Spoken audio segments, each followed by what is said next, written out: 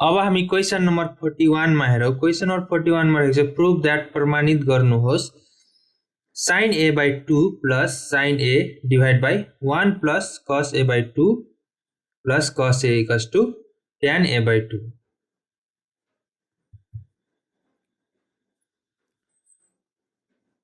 अब हामी LHS लिन्छौं। LHS equals to sin a by 2 plus sin a divided by 1 plus cos a by 2 plus cos a.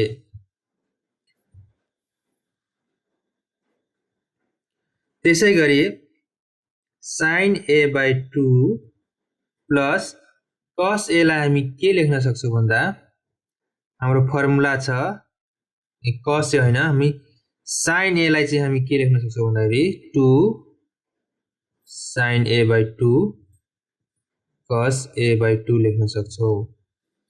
अनि त्यसैगरी हामी फर्मुलामा convert गरौँ 2 sin a by 2 cos a by 2 त्यसैगरी divide by 1 plus cos a by 2 plus अब cos a लाई चाहिँ हामी के मा कन्भर्ट गर्छौं फर्मुलामा।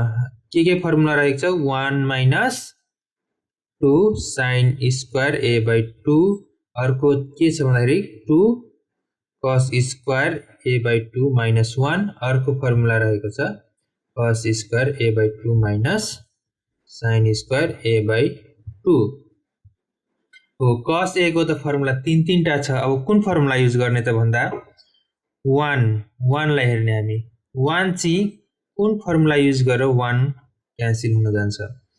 पक्कै पनि यो फर्मुला युज गर्दा के हुन्छ त 1 क्यान्सल हुन्छ। हामी त्यो फर्मुला युज गरौँ 2 cos square a by 2 minus 1। अब 1 र 1 क्यान्सल भयो भनेपछि बाँकी यो दुईटा उसमा हेरौँ कमन के आउने भयो त sin a by 2 कमन आउने भयो। बाँकी बच्यो 1 plus 2 cos a by 2 त्यसैगरी divide by cos a by 2 plus 2 cos square a by 2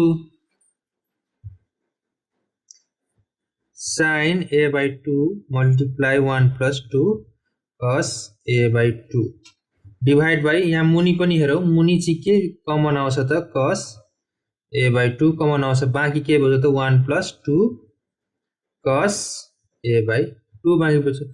यो र यो के भयो क्यान्सल भयो। बाँकी बच्यो sin a by 2 divide by cos a by 2 equals to के हुन्छ त tan a by 2। Hence LHS equals to RHS proved।